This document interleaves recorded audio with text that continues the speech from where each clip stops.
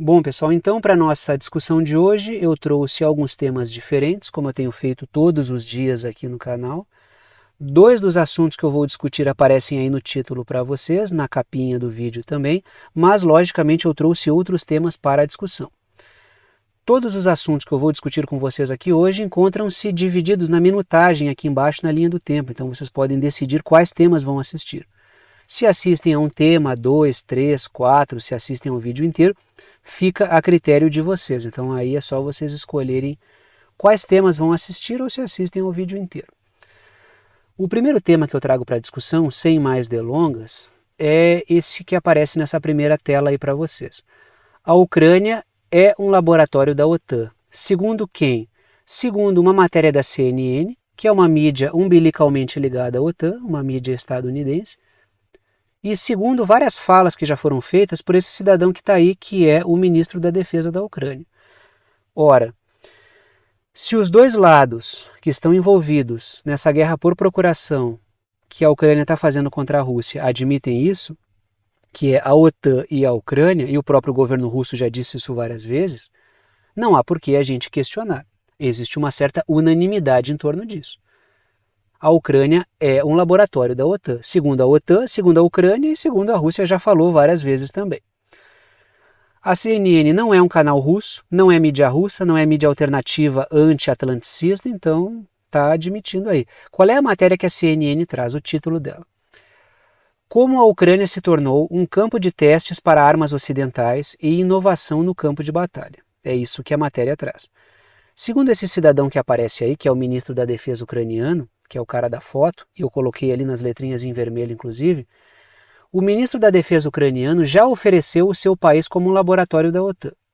E, logicamente, a Ucrânia está desempenhando esse papel, está servindo como um laboratório da OTAN. Neste conflito, e eu coloco ali nas letrinhas em azul justamente isso, fabricantes de armas testam equipamentos e métodos ultra-tecnológicos. Guerras, como eu tenho dito aqui, guerras do contexto da quarta revolução industrial. Veículos não tripulados, estamos falando de drones aqui, movimentados à distância, com o uso de inteligência artificial, ou seja, os drones são só um exemplo. O caso do projeto Starlink, que eu coloco ali, que é essa constelação de satélites que serve para fazer a comunicação deste tipo de conflito, é um dos exemplos. A Starlink está atuando no conflito na Ucrânia. Com algumas baixas, com alguns insucessos, mas é um teste que está ocorrendo. Laboratório funciona assim, experimento e erro. Experimento, erro, reajuste, experimento, erro, descarte, experimento, acerto, confirma, seguimos com esse método, seguimos com esse equipamento. Mas o fato é que a OTAN está testando armamentos, equipamentos, métodos, um tipo específico de guerra na Ucrânia. E vai continuar testando equipamentos lá. Isso é do mais alto interesse dos fabricantes de armas, dos fabricantes de equipamentos, dos setores do complexo industrial militar dos Estados Unidos. Isso além de outros papéis que esse conflito na Ucrânia está cumprindo, como de ser ensejo para sanções contra a Rússia, garantidor de uma crise sobre a qual setores financeiros estão capitalizando. Ou seja, existem variados usos para esse conflito e todos eles estão sendo levados a cabo. Essa mesma matéria da CNN aponta o seguinte, eu coloco ali nas letrinhas em vermelho, aí aparece a foto dos tais drones iranianos ou não, ou drones com tecnologia uraniana não, né? Tecnologia iraniana que está sendo utilizado, produzido pela Rússia, isso ainda está em debate. Os Estados Unidos já acusaram várias vezes o Irã, não só os Estados Unidos, o governo ucraniano, o governo britânico, já acusaram o Irã de estar dando suporte para a Rússia com esses drones, o governo iraniano sempre nega. Em outras acusações anteriores que foram feitas, a OTAN, a Ucrânia, não conseguiram comprovar isso, mas a matéria fala sobre esses tais drones aí. A matéria aponta que os drones baratos iranianos, não sabemos, os drones baratos de ataque utilizados pela Rússia surpreenderam os fabricantes de armas atlanticistas. Por quê? Porque esses drones estão promovendo uma enorme dor de cabeça. São drones baratos que custam milhares de dólares contra armamento que está na casa dos bilhões de dólares. Enquanto a Rússia gasta milhares com vários desses drones, milhares de dólares, a Ucrânia e a OTAN estão levando equipamento de bilhões, ou seja, é desproporcional perante a eficácia. O custo-benefício desses drones aí que estão enlouquecendo a OTAN e estão enlouquecendo a Ucrânia é altíssimo, é um alto custo-benefício e é um fator surpresa que acabou pegando o pessoal no contrapé, esses fabricantes de armas atlanticistas que já estão quebrando a cabeça para saber como lidar com esses drones aí. Então é um fator interessante, é como se um tivesse boa mira e tivesse uma comparação tosca, tá? De um lado tem caras com bazucas ultra tecnológicas de alto custo e do outro lado tem caras com boa mira, com estilingue e esferas de metal que estão gerando um estrago do outro lado. Claro, os drones envolvem uma tecnologia, tá? Não estou comparando, não estou dizendo que os drones não envolvem tecnologia, mas o custo-benefício desses drones aí é altíssimo e estão dando uma baita de uma dor de cabeça. Não à toa o governo ucraniano está tão desesperado que falou para sancionar o Irã por causa disso, fechar a indústria de armas do Irã, prender os responsáveis pela indústria de armas do Irã, porque isso está enlouquecendo o governo ucraniano. Trago uma segunda ideia ali, letrinhas em azul. O conflito é uma oportunidade de conhecer a Rússia no campo de batalha, testando que armas e métodos funcionam e quais métodos e armas não funcionam, que é o papel de laboratório que a Ucrânia está tendo, justamente por isso eu testo. Funciona? Beleza, continuamos, aprofundamos, aprimoramos. Não funcionou? Descartamos. Não funcionou? Reelaboramos e testamos novamente.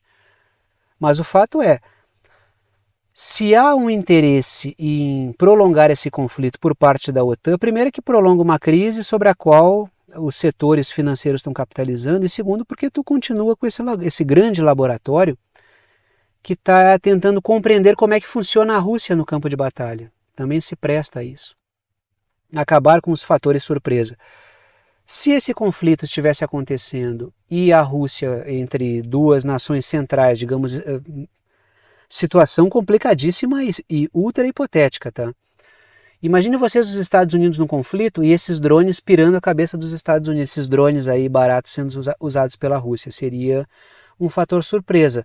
Agora não mais. Por quê? Porque já foi testado na Ucrânia, mas logicamente, acredito eu, que a Rússia não demonstrou tudo aquilo que tinha para demonstrar, ou seja, deve ter bastante carta na manga aí, ou seja, se tiver um conflito de maior proporção, a Rússia vai demonstrar alguns brinquedos ainda. Quero eu acreditar, tá? Até teve alguém que comentou ontem, né? É interessante como os analistas muitas vezes parecem ou se supõem na cabeça dos grandes, dentro da cabeça dos grandes tomadores de decisão, como se conversassem com eles em todo o café da manhã. São suposições, né? São sempre suposições que são feitas para tentar antecipar algumas coisas, né? Quisera eu, né, poder ter. Não, acho que a pessoa não criticou, ela fez uma observação e eu também penso isso às vezes.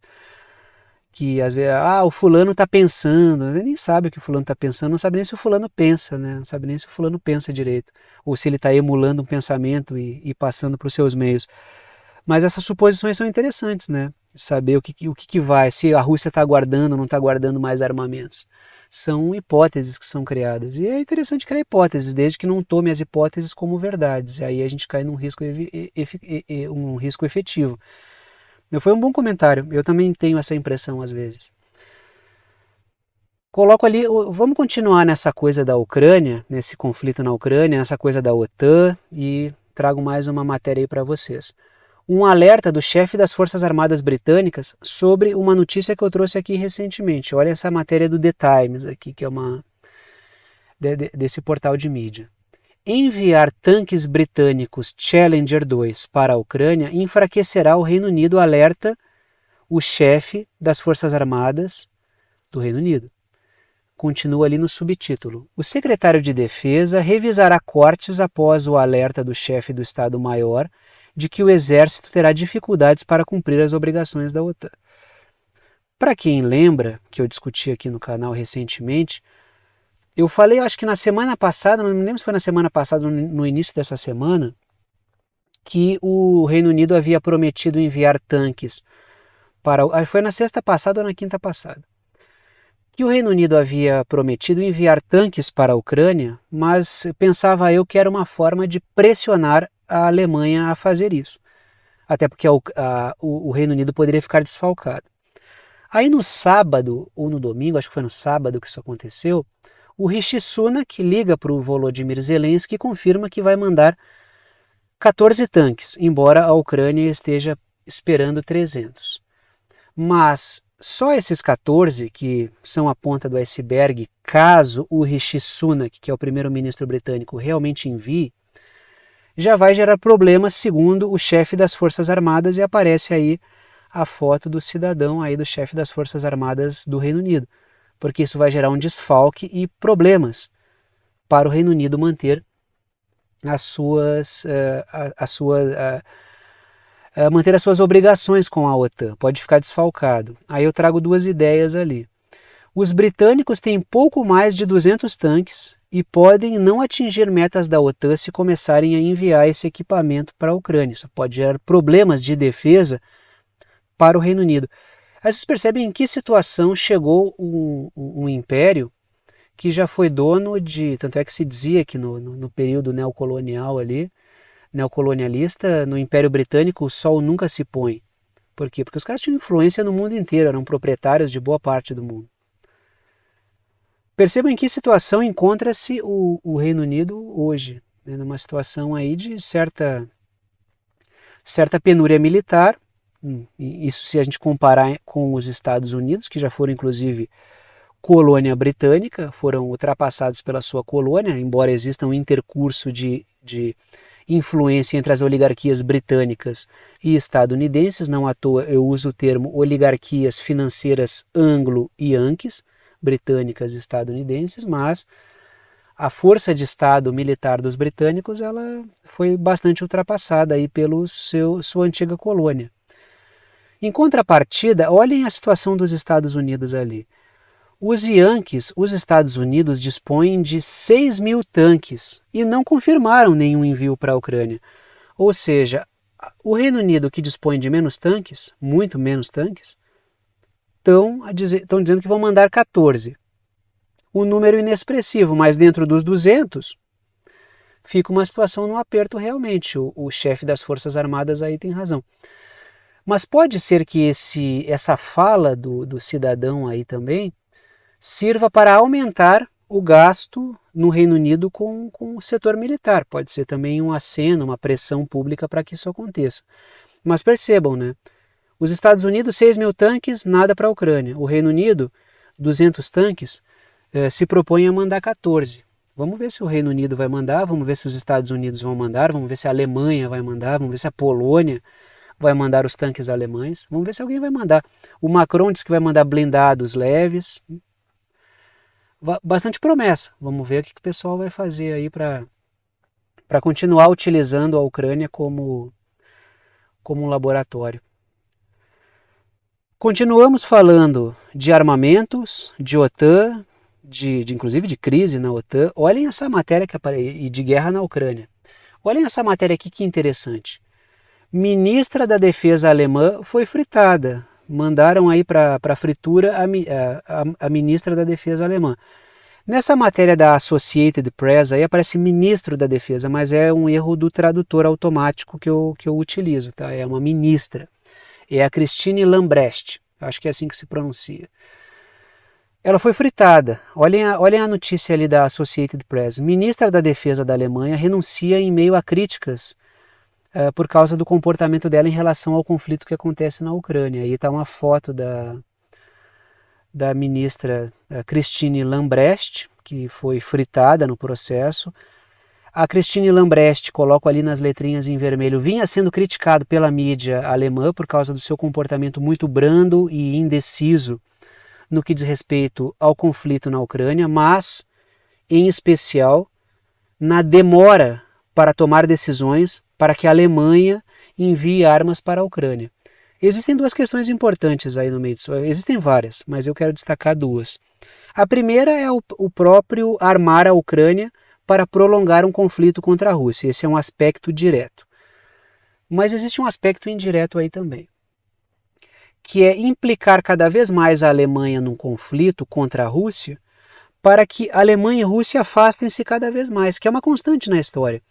Sempre que a Alemanha e a Rússia estão próximas de uma aproximação qualquer, tanto as oligarquias britânicas quanto as oligarquias estadunidenses entram em pânico, porque a gente está falando de uma força considerável da Europa continental e uma força, digamos assim, eurasiática, porque a Rússia tem a sua porção europeia, aí Urais, e tem a sua porção asiática. Essa integração eurasiática, geopoliticamente ao longo da história, ela é muito temida por essas forças do Atlântico. Quando eu falo forças do Atlântico, o atlanticismo, são essas oligarquias financeiras britânicas e estadunidenses. Porque essa integração, ela geraria uma força considerável. E é essa força que... eu não estou falando de choque de civilizações aqui, tá? Eu estou falando de interesses econômicos diretos dessas oligarquias, de interesses pragmáticos do povo russo e do povo alemão. A Alemanha está sendo colocada numa enrascada. Eu não estou criticando, nem eu só estou dizendo que eu não estou restringindo isso aqui a choque de civilizações. Tá? Eu estou falando aqui sobre interesses práticos. A Alemanha está sendo destroçada economicamente porque foi colocada numa aventura contra um país que garante a sua competitividade com o gás, que é o caso da Rússia. A parceria entre Alemanha e Rússia, neste caso, potencializa a economia alemã. Quando a Alemanha joga contra isso, ela joga contra si própria. Não é uma questão de choque de civilizações, de um mundo eurasiático contra um mundo atlanticista. É uma questão de interesse pragmático, de conexões históricas, inclusive. A Alemanha compra há muito tempo gás, desde a época da União Soviética. E tanto é que Angela Merkel falou isso. Desde a época da União Soviética, os russos são vistos como parceiros energéticos confiáveis. E isso foi rompido. Foi rompido. Trago mais ali uma anotação para vocês, letrinhas em azul. A Alemanha tem sido pressionada a acelerar o envio de armas para a Ucrânia. E aí essa ministra da Defesa estava colocando empecilhos inclusive cabíveis, né? Não estou defendendo o trabalho dela, não toda essa política aí já passou pelo governo Merkel, é uma pessoa que já passou pelo setor de justiça, já passou pelo Ministério da Mulher, se não me engano, de causas civis, então ela é uma pessoa experimentada e teve, assim, elogios do regime para o trabalho que ela fez em cargos anteriores, mas vinha tomando bastante porrada da mídia e de setores políticos e, logicamente, da OTAN, por causa da sua morosidade para tomar decisões no que diz respeito à Ucrânia. Ou seja, são interesses poderosíssimos que estavam baforando no cangote da mulher e não se sustentou. Ainda sobre essa questão da ministra da Defesa alemã, tem um outro dado interessante aqui. O Lloyd Austin, que é o garoto propaganda da Raytheon, que também conhecido como o chefe do setor de defesa dos Estados Unidos, mas um representante da Raytheon, ex-representante, entre aspas, da Raytheon, pelo menos oficialmente, extraoficialmente acho que ele continua. O Lloyd Austin, que é o cara do setor de defesa dos Estados Unidos, o chefe do Pentágono, ele tem uma visita agendada à Alemanha e é possível que vá alinhar os chakras com o novo responsável alemão pela defesa. O cara vai lá nessa transição, ou seja, ele já vai para alinhavar. Oh, é bom fazer isso, é bom fazer aquilo, vamos fazer esse teatro aqui, vamos fazer esse jogo, o jogo é esse. A outra foi fritada porque não fez isso, então está na hora de fazer. Me parece que é um timing perfeito. Cai ela, o Lloyd Austin, o Lloyd Austin, com visita agendada, temos aí uma sincronicidade, é um alinhamento dos astros, ou é uma grande coincidência, ou o Lloyd Austin vai lá, ou para escolher o novo ministro da Defesa, ou o Lloyd Austin vai lá para alinhar os chakras aí com o novo ministro da Defesa alemão. Outra observação que eu coloco ali é a seguinte: a Lambrecht, que é a moça que foi a mulher que foi derrubada, aí, a ministra da Defesa, a Lambrecht tinha falas sobre ser prudente ao gastar o dinheiro do povo em armas para a Ucrânia. Troquem o tinham ali por tinha, tá? É só uma pessoa.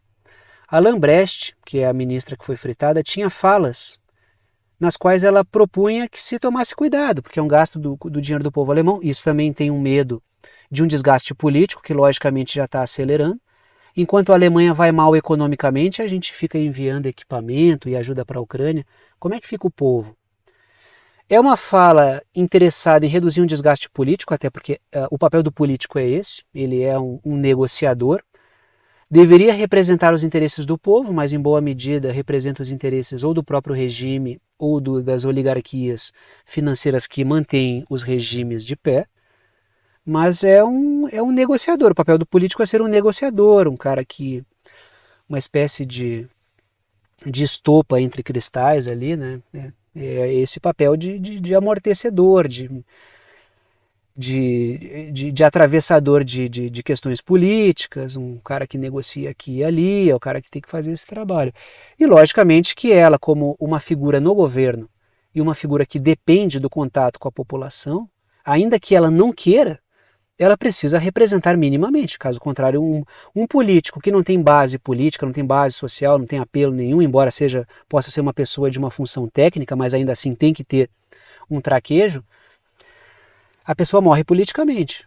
Então, tudo com o político demora mais. Por quê? Porque o político é o cara que está fazendo a negociação. Por isso que o mundo político é um mundo altamente irritante, porque o cara está vendo esse interesse, está vendo aquele outro.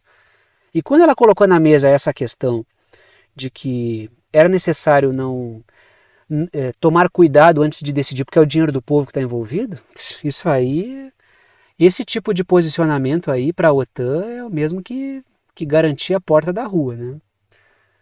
Continuamos falando da Ucrânia, mais uma notícia aí ligada à questão do conflito, vindo da Croácia, tanto é que eu coloco ali, da Croácia, mais apelos conscientes, ou seja, o povo croata tem feito protestos muito conscientes, políticos croatas têm reverberado essa posição do povo, ou seja, quando o povo vai às ruas, pressiona pontualmente nos pontos certos, existe uma eficácia. O povo croata fez vários protestos, chamando o governo croata à razão, e o governo croata tem que atender a isso. Tem que dançar. Porque não é aqueles protestos completamente sem pé nem cabeça, nada focados, saúde, educação. O que significa isso, afinal? São protestos com foco. Os protestos dos quais eu falei, inclusive aqui no canal, é não embarcar na aventura da OTAN, não tomar partido no conflito, normalizar a situação energética com a Rússia para garantir o bom funcionamento da economia na Croácia. Beleza, perfeito. Um protesto com demandas início, meio e fim. Alta consciência política. Não estou lambendo o saco aqui dos croatas, só estou dizendo que neste caso foram protestos pontuais. Protestos pontuais em grande quantidade sobre pautas específicas, normalmente eles têm um efeito bastante grande. O problema do protesto é quando ele é um protesto vago, sem uma pauta muito clara, e aí entra qualquer coisa ali no meio, tem um monte de pauta, vira mais uma micareta, um carnaval. E vocês deve estar vindo à cabeça de vocês vários protestos aí, escolham o protesto que quiserem, porque tem vários aí desse tipo. Aí a coisa pode ser cooptada, mas quando a pauta é fechadinha e os caras vão no cangote do governo, fica difícil para o governo não... Até porque é uma pressão pontual, né? Pô, os caras estão pedindo isso, não adianta tu vir com assim, mas eu vou fazer aquilo. Não, a gente está pedindo isso aqui. É isso aqui que a gente quer. Não saiam disso aí. Claro, não estou dizendo que o governo croata faz tudo que o povo pede, mas quando o protesto é pontual, a coisa fica complicada. Olhem essa matéria aqui que eu trago para vocês.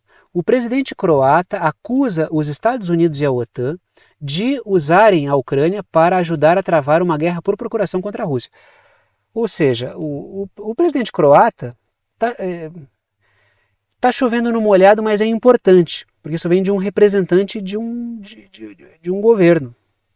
E isso é importante que ele amplifique essa compreensão de que Estados Unidos e OTAN estão utilizando a Ucrânia para fazer uma guerra por procuração, como laboratório e assim por diante. É mais uma voz que se soma, uma voz pública que se soma a isso. Em um país fundamental que está ali na Europa, no leste da Europa. Né? Trago algumas ideias aí sobre isso. letrinhas em vermelho. O presidente croata também criticou as sanções à Rússia como prejudiciais à economia no geral. E, além disso, ele disse que essas sanções elas prejudicam a Europa, prejudicam a economia, geram uma crise enorme e não vão derrubar o Putin. Isso é algo, essa questão da ineficácia das sanções é algo que o FMI já falou, é algo que vários articulistas ligados à OTAN já falaram, setores militares já falaram, setores políticos ligados à OTAN já falaram. Ou seja, os limites do que a sanção pode conseguir, as sanções podem conseguir, já está demonstrado. Queremos derrubar o governo da Venezuela, do Irã, da Coreia do Norte, da Nicarágua, vamos sancionar. Sancionou todo mundo, não derrubou nenhum governo. Os governos, inclusive, estão sólidos. A economia, logicamente, foi atingida, mas os governos estão sólidos. O que o presidente croata está falando é isso. As sanções não estão tendo um efeito prático e estão ferrando com a gente. Temos que mudar. Mas, claro, ele fala isso com um pouco mais de tranquilidade porque existe um respaldo no regime político croata, que tem dito vários nãos à Ucrânia, e também no povo croata. Quando a situação fica feia e a chinela canta, o governo ele vai se orientar para algum lado. Só que é preciso um certo nível de consciência para chegar ao tom correto ali, uma pressão pontual para que o governo faça, mas logicamente que povo na rua... O governo é bom quando o povo pressiona. Quando o governo é expressão da vontade popular, o que é muito raro, as coisas andam bem. Agora, se o povo é negligente, não faz o que deve, é omisso, claro, muitas vezes é alvo de uma repressão absurda, todo governante deixado para fazer aquilo que ele quer fazer, não vai rolar. O governo tem que ser a expressão do povo, na base da pressão, ou tem que ser fruto de um levante popular, de um levante soberano, caso contrário, é muito difícil, muito difícil. Um regime pró-oligárquico sob fortíssima pressão, ele faz concessões. Se o povo cochila, ele já vai lá e bate a carteira do povo de novo. Mas sob pressão, ele se mantém vigilante. Agora, governos pró-oligarquias e povo omisso, aí, cara, aí não tem jeito. Trago duas ideias ali, aparece a Croácia no mapinha, sempre bom ilustrar e espacializar a questão. A Croácia tem se recusado a ter um envolvimento maior no conflito na Ucrânia e tem apoio político, o regime político está aí, né, apoiando isso, e da população, o que é fundamental para o governo manter essa conduta, porque essa conduta prejudica o povo croata. E é impressionante, a Croácia faz uma coisa que a Alemanha não está fazendo e a França também não. A Croácia está tomando uma decisão muito mais soberana, logicamente que a carga de pressão sobre a Alemanha é gigantesca, o nível de autonomia da Alemanha é muito pequeno, mas a Croácia está fazendo algo pensando na sua própria economia, no seu próprio povo, que a Alemanha em boa medida não está. Tanto é que acabou de demitir uma ministra da Defesa, que embora não fosse lá essas coisas, falou pelo menos algumas coisas contundentes e foi tungada, né? Continua ali. Vários protestos em Praga exigiram que a Croácia não se envolva no conflito e que normalize as relações energéticas com a Rússia. Então eu estou sintetizando algo que eu já falei aqui para vocês.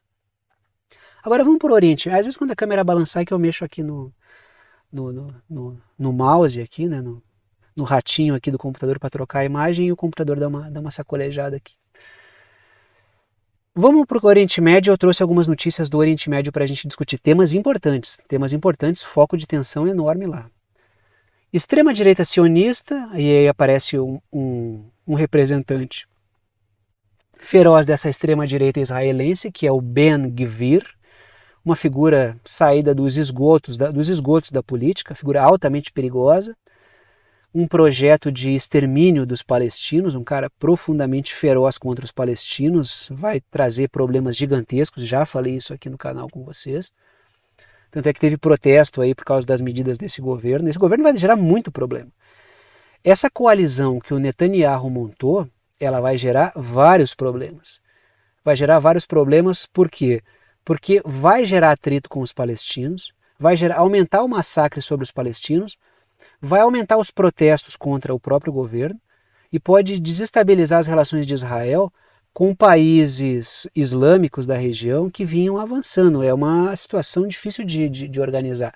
Vou trazer alguns elementos para a gente pensar aqui. Prestem atenção nessa matéria, ou seja, título aqui, Extrema-direita sionista e Emirados Árabes. Vamos falar sobre isso aqui agora. Uma delegação israelense nos Emirados Árabes Unidos antes da cúpula regional, apesar das tensões, ou seja, houve uma visita de uma delegação israelense aos Emirados Árabes, apesar das tensões promovidas por esse cidadão que está aí, que é o Ben-Gvir. Aí o subtítulo continua ali. Autoridades se reúnem para novos acordos de normalização dias depois que Abu Dhabi condenou, e não teria como fazer diferente, o mundo islâmico condenou, boa parte dos países condenaram, a China condenou, o Brasil emitiu opinião sobre essa questão da forma como a extrema-direita israelense está lidando com os palestinos, como esses sionistas, essa extrema-direita sionista está lidando com os palestinos. Houve uma grita geral, porque foi uma situação absurda. Dias depois que Abu Dhabi condenou a invasão da mesquita de Al-Aqsa por um ministro de extrema-direita israelense, que é o Ben-Gvir, que é esse cara que está aí. O Ben-Gvir é o cara que fez essa visita provocativa a essa mesquita. Tanto é que eu coloco ali, ó, nas letrinhas em azul. O Ben-Gvir visitou a mesquita para provocar os palestinos. Foi uma provocação, ele está provocando uma situação. E com aquele ar cínico. Se tem uma coisa que a extrema-direita faz muito bem, é esse cinismo que ela tem. Eu não quis falar isso, me tiraram de contexto, essa fala está fora do lugar, estão colocando coisas que eu não disse, eu não queria fazer isso, a minha intenção não foi essa. Eles provocam uma situação, sempre foi assim, desde o volta lá para o período Hitler, eles provocavam situações, e aqui há uma questão de um plot twist histórico interessante, que é uma extrema-direita sionista que se comporta como grupos que trucidaram os judeus no passado. E só que hoje o Israel está lidando assim com os palestinos, e essa coisa da hipocrisia e desse comportamento cínico é uma constante. O parlamento pegou fogo lá, não foi, né? Agora tem que fechar o regime aqui. Então, essa coisa de promover uma situação complicada e depois falar que o outro lado é que está fazendo barulho demais é típico, historicamente, da extrema-direita. O Ben-Gvir foi lá para isso. E ele vai dizer que não foi, que não fui para isso, eu fui lá porque era um templo que foi destruído pelos romanos, e ele vai inventar um monte de história. Mas, logicamente, que é uma provocação. O mundo inteiro entendeu isso. É preciso ser otário para defender o lado oposto. Esse pessoal vai dar trabalho, tá? Esse pessoal vai dar muito trabalho. Aí eu coloco ali uma ideia, né? Letrinhas em vermelho. A extrema-direita sionista põe em risco os acordos de Abraão, que foram costurados pelo Donald Trump, que é um grande defensor do Estado de Israel e do lobby sionista, e o Netanyahu, quando estava numa coalizão menos extremista do que essa anteriormente, no outro governo Netanyahu ainda. Ou seja, costuraram um acordo com países islâmicos, esses são os acordos de Abraão, para tentar isolar o Irã, aproveitar as divisões entre grupos islâmicos que existem no Oriente Médio.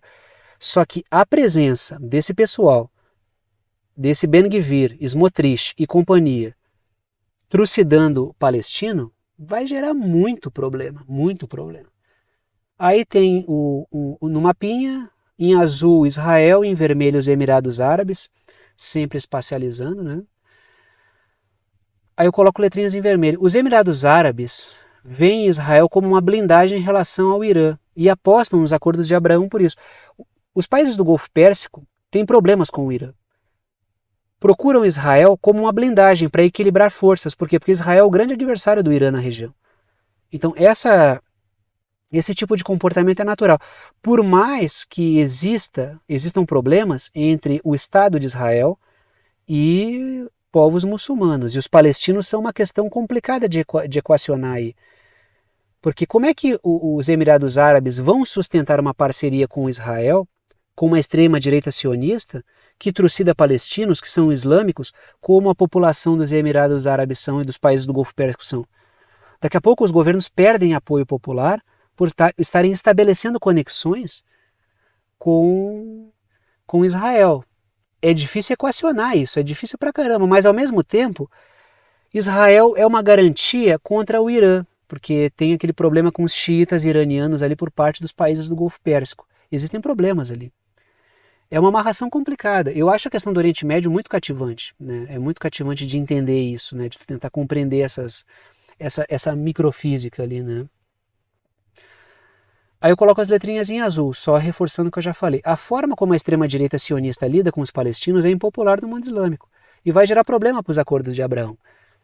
O contexto no qual o Netanyahu amarrou os acordos de Abraão são diferentes de agora. Agora ele volta ao poder dependendo de uma coalizão com a extrema-direita, que vai fazer merda pra caramba, me perdoa a expressão. E vai ferrar os acordos de Abraão. E o Netanyahu vai ter que sambar miudinho aí para fazer essas manobras todas para levar à frente esse projeto dele. E ele diz que ele vai levar à frente os acordos de Abraão. Continuamos no Golfo Pérsico, assunto parecido. O Catar teme por um conflito no Golfo Pérsico. Qual é o conteúdo da matéria aí? Colapso do acordo nuclear com o Irã pode levar a um conflito no Golfo. Acordo nuclear com o Irã, sobretudo que depende de um acerto entre Estados Unidos e Irã. E esse acordo está muito difícil de acontecer. O Irã se compromete a desistir do seu projeto de armamento nuclear, enquanto as forças ocidentais garantem que o Irã possa retornar ao mercado sem sanções.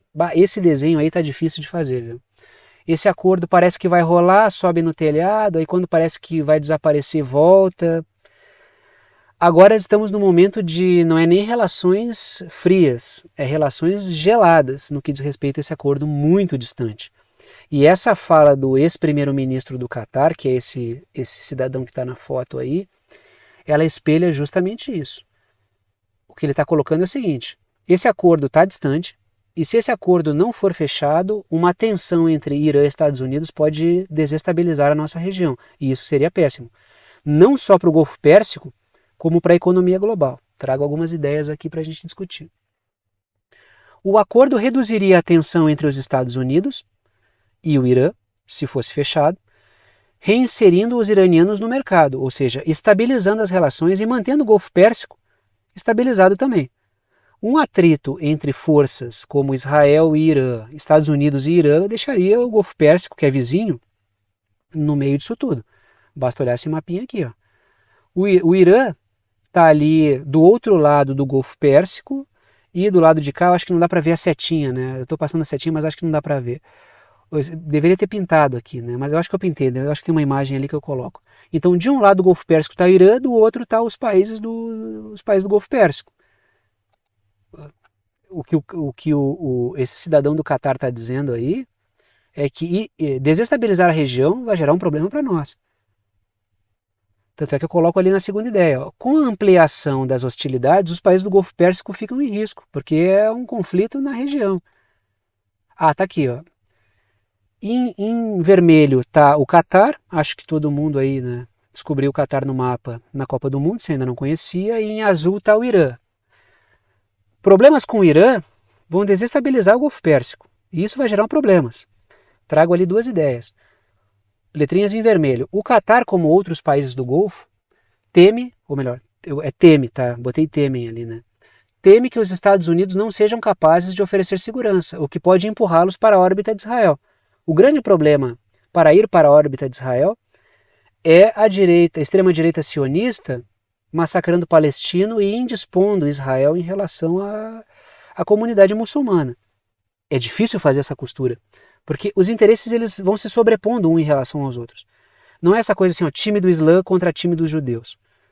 Não é essa coisa assim, atlanticismo contra Irã e... É uma amarração complicada.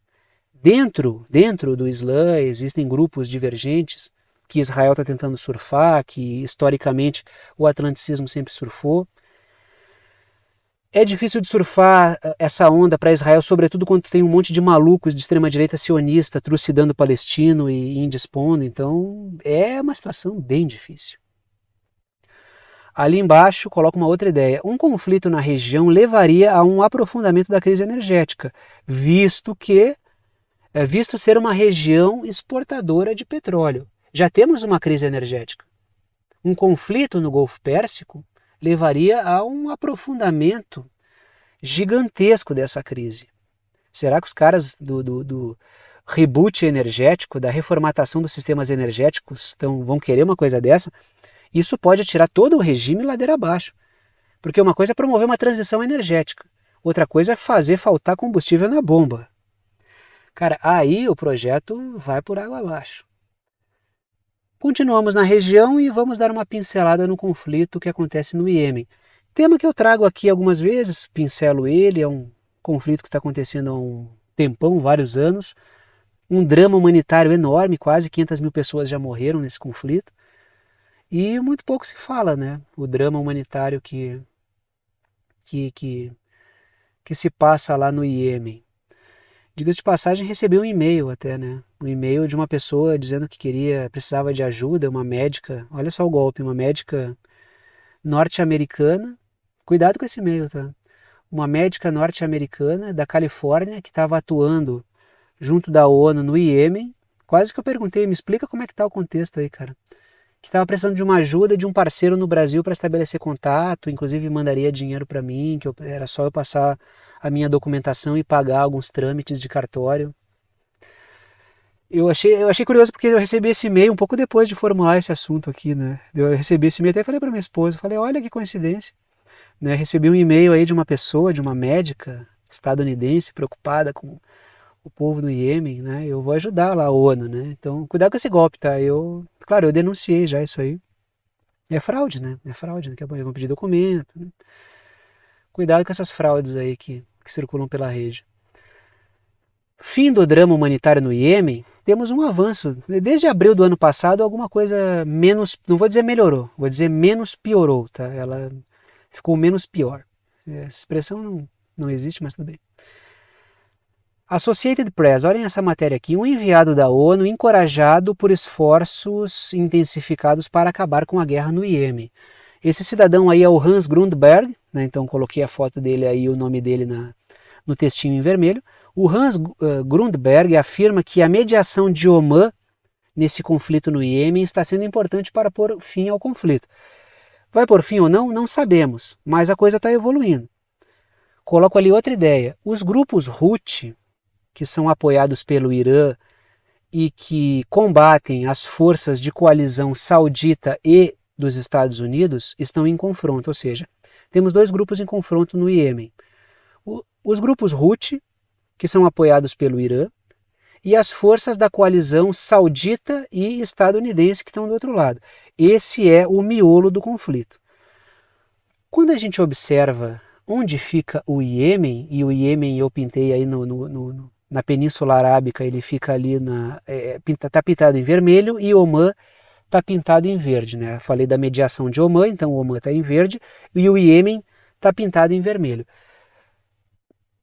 Olhem a entrada, aquilo ali é Mar Vermelho, e o caminho para o Canal de Suez.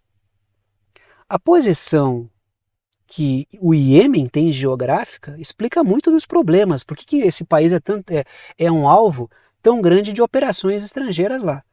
Existe uma posição geográfica ali que ao mesmo tempo é privilegiada, mas é uma maldição.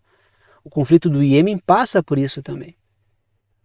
Países ali do chifre da África também sofrem do mesmo problema. Vocês vão perceber que eles nunca conseguem ficar em paz por causa da sua posição geográfica estratégica. Dominar aquelas regiões ali é fundamental. Ali a gente está falando de uma rota comercial importantíssima, tá? Quando o navio lá ficou encalhado de lado no Canal de Suez, vocês viram o problemão que deu, né? O Evergiven, sei lá, não me lembro agora.